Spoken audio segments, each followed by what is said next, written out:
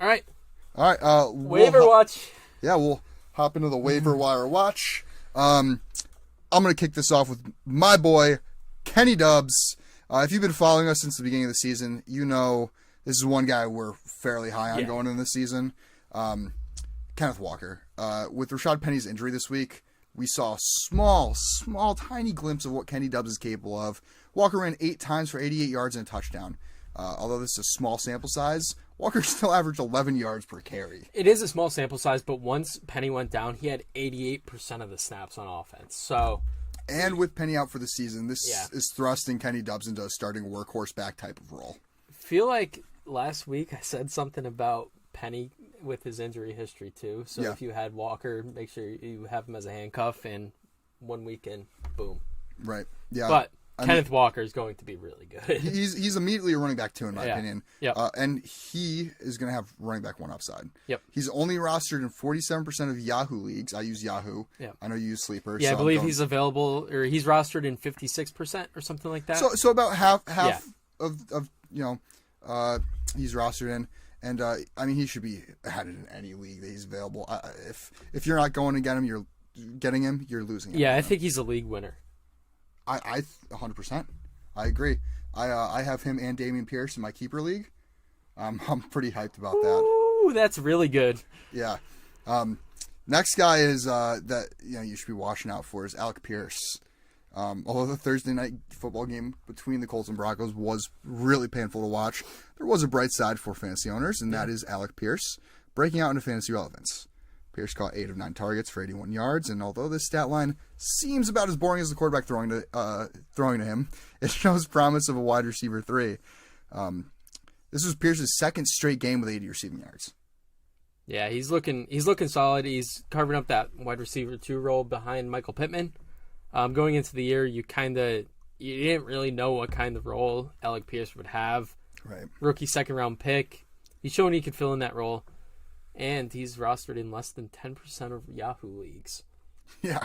So, I mean, that's a guy that you can go out and, if you need depth, if you lost a receiver. Or if you have a guy on a bye week and you need somebody to pick, he's a good placeholder for a week. Yeah, I mean, if he's available in 10% of league, less than 10%, go out and get him if you can. You want to say next one? Jacoby Myers. What's happening in New England? Whether it's Mac Jones or Bailey Zappi, Jacoby Myers is clearly the number 1. After missing weeks 3 and 4, he came back, putting up 7 catches, 111 and a score. Through 3 games this season, he has 20 for 261 and a touchdown. High-end wide receiver 3 production out of Jacoby Myers. And he's available in roughly half of Yahoo leagues. Definitely worth stashing through bye weeks. I think he's a solid flex play. Yeah, I mean, I remember, was it last week we were arguing Devontae Parker and Nelson Aguilar? Yeah. Well, why do we forget about Jacoby Myers?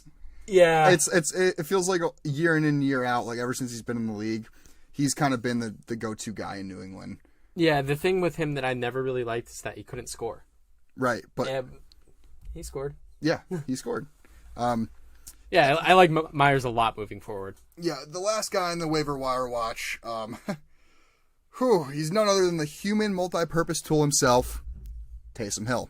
Before we get started, I am very mad at myself because I picked him up in a Dynasty League last week. Yeah.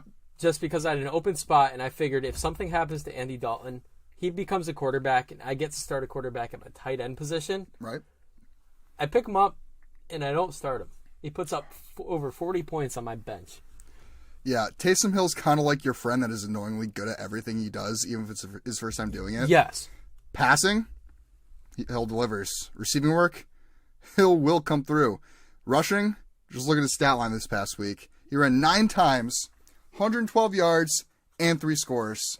And he's only rostered in 31% of Yahoo leagues. He recovered a fumble, too, on special teams. This guy can do it all. He does it all. He's he's that guy, your friend that can do everything just really well. Oh, Mario Kart? I've never heard of it before. Wins first place. Oh, pick a basketball game? Yeah, sure, I'll play. Scores 20 points. He's that guy. He is him.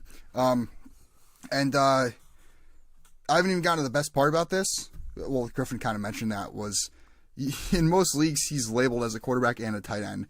Yeah. Meaning you can slide this guy into your tight end spot, and he has Travis Kelce type. Yeah, in my ceiling. league, he's only labeled as a tight end. Really? Yes. Wow. Yeah. So it's, I don't know. I love Taysom Hill. I don't know if you could expect more than 10 touches a week. But even in a game where Kamara had his, Taysom Hill was getting touches. So Yeah. I mean, he's the RB2. He's a quarterback. He's a receiver. Yeah. He's a running back. He's a fullback.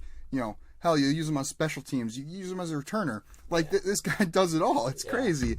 As a Kamara owner in the past, I did hate him though because he vultures so many touchdowns. Yeah. But now that you can play him in the tight end spot, use it to your advantage.